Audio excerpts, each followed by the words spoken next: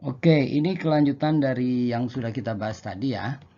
Jadi kalau kita lihat di sini, kalau induk membuat laporan laba rugi, dia akan bilang penjualannya 400 dan COGS-nya adalah 250 ya. Kalau induk membuat laporan laba rugi, dia akan bilang penjualannya 400 ini dan COGS-nya 250 yaitu ini, sehingga laba dia adalah 150 gitu ya. Sedangkan kalau si anak membuat laporan laba rugi, dia akan bilang bahwa salesnya adalah 500 dan COGS-nya adalah 400 ya, sehingga laba dia adalah 100. Nah, sekarang kalau kita lihat laba induk 150, laba anak 100. Nah, sekarang bagaimana kalau kita hitung laba konsolidasi? Laba konsolidasi itu adalah laba bila kita menganggap induk dan anak merupakan satu kesatuan. Nah, jadi induk dan anak ini kita anggap sebagai satu kesatuan. Ini saya kotakin ini ya. Jadi ini semua adalah satu kesatuan ya. Jadi induk dan anak ini satu kesatuan. Maka kalau kita lihat kalau induk dan anak satu kesatuan, berarti perusahaan induk dan anak ini yang kita sebut perusahaan konsolidasi, dia beli barang seharga 250, lalu dia jual seharga 500. Ya, jelas nggak? Jadi kalau induk dan anak kita anggap sebagai satu kesatuan, ya, induk dan anak kita anggap sebagai satu kesatuan, jadinya kan begini nih. Tuh. Ya, tuh sampai sini ya. Nah, itu induk dan anak kita sebagai satu kesatuan, maka perusahaan yang persegi panjang ini dia itu beli 250, jual 500. Berarti untungnya berapa? 250. Nah, padahal 250 itu persis sama dengan untungnya induk 150 tambah untungnya anak 100. Jadi, di sini kita bisa simpulkan adalah bahwa laba konsolidasi sama dengan laba induk tambah laba anak.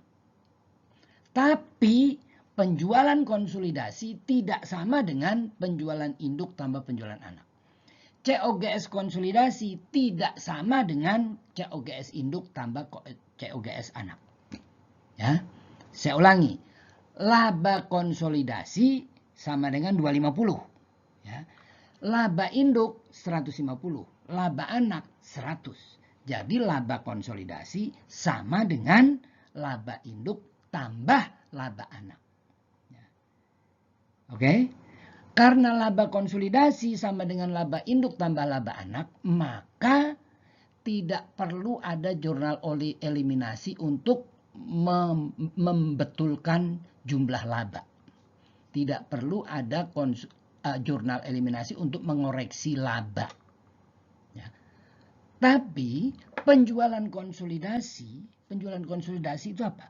Kalau kita menganggap induk dan anak ini sebagai satu kesatuan, jadi perusahaannya jadi perusahaan persegi panjang ini, maka penjualannya berapa? 500. COGS-nya berapa? 250. Sedangkan penjualan induk berapa? 400. Penjualan anak berapa? 500. Penjualan induk tambah penjualan anak berapa? 900. 900 sama dengan 500 nggak? Tidak. Ya. Jadi penjualan konsolidasi yaitu 500 tidak sama dengan penjualan induk tambah penjualan anak. Karena penjualan induk tambah penjualan anak itu 400 tambah 500, 900. Sedangkan penjualan konsolidasi, yaitu penjualan di mana induk dan anak itu kita anggap sebagai satu kesatuan, itu cuma 500. Demikian juga dengan COGS. COGS induk 250, COGS anak 400. COGS kalau induk dan anak kita anggap sebagai satu kesatuan, itu hanya 250. Jadi COGS konsolidasi tidak sama dengan COGS induk tambah COGS anak. Ya, penjualan konsolidasi tidak sama dengan penjualan induk tambah penjualan anak. Tapi laba konsolidasi sama dengan laba induk tambah laba anak. Oke. Jadi kalau kita mau membuat laporan laba rugi konsolidasi, laba konsolidasi tidak perlu direvisi, tidak perlu dibetulkan.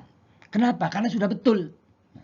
Yang perlu direvisi atau yang perlu dibetulkan adalah hanya penjualan konsolidasi dan COGS konsolidasi.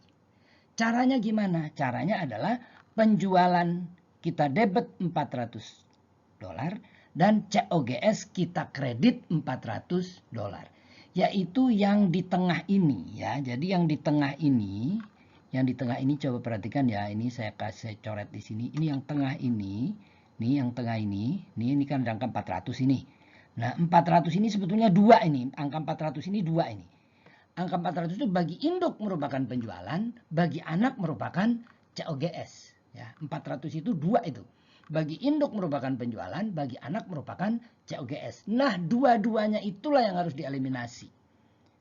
Jadi yang dieliminasi adalah penjualan induk kita debit, COGS anak kita kredit. Angkanya sama 400. Gitu. Ya, itulah yang disebut dengan jurnal eliminasi yang dilakukan untuk membuat laporan konsolidasi. Ya. Kalau terjadi jual beli antara induk dan anak yang sudah bablas ya, yang sudah bablas loh ya. Yang sudah bablas itu artinya induk beli barang, dia jual ke anak, anak udah jual lagi keluar.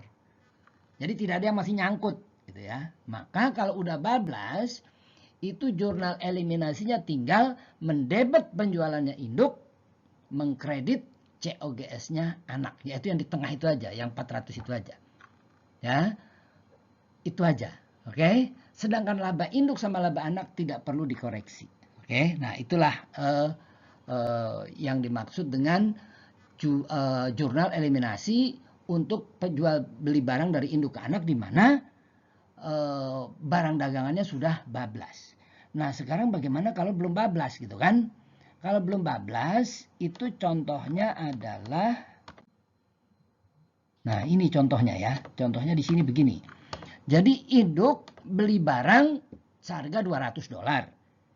Kemudian oleh induk dijual ke anak dengan harga $300. Lalu oleh anak belum dijual keluar. Udah begini aja, belum dijual keluar. Jadi induk beli barang $200, lalu oleh dia dijual ke anak $300, oleh anak belum dijual lagi keluar.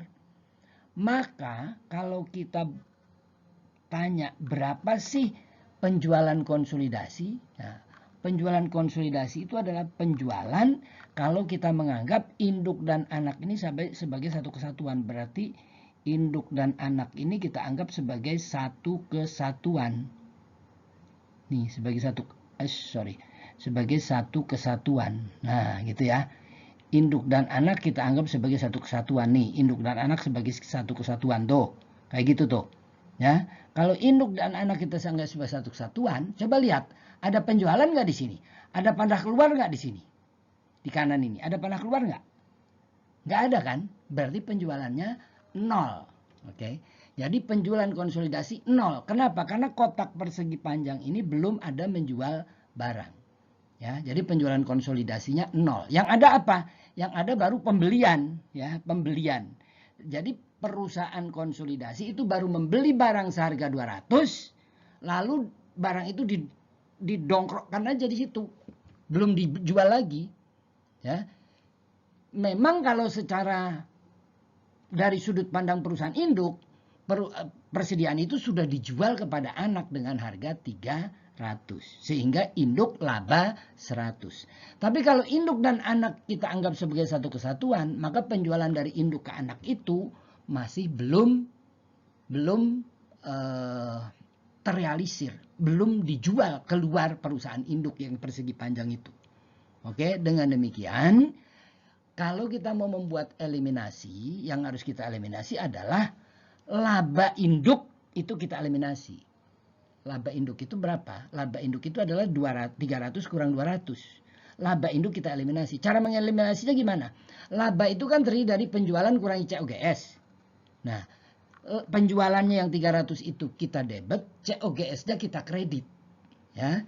Jadi kita debit penjualan 300, kita kredit COGS 200. Sudah balance belum? Debit penjualan 300, kredit COGS 200. Sudah balance belum? Belum dong, masih kurang kredit 100 kan? Nah, kredit 100-nya itu adalah inventorinya anak. Ya, kan tadi saya sebutkan bahwa inventorinya anak yang tercatat di pembukuan anak itu kan 300. Itu harus kita turunkan kembali menjadi 200. Ya, jadi jurnal eliminasinya adalah debit penjualan induk 300, kredit COGS-nya induk 200, lalu kredit inventorinya anak 100. Itu adalah jurnal eliminasi kalau jual beli dari induk ke anak tuh belum bablas, belum dijual keluar. Jadi barang itu masih nyangkut di induk, di anak. Oke. Jadi itu adalah cara membuat jurnal eliminasi. Jadi kalau jurnal eliminasi penjualan dari induk ke anak dan anak belum menjual keluar, jurnalnya adalah debit sales, salesnya induk 300, kredit COGS-nya induk 200, kredit lagi inventorinya anak 100. Oke, itu adalah pelajaran kita yang